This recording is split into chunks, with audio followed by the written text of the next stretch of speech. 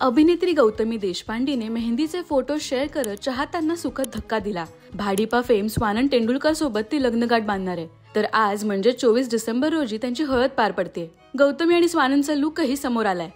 पाहूया या सोहळ्याची खास झलक।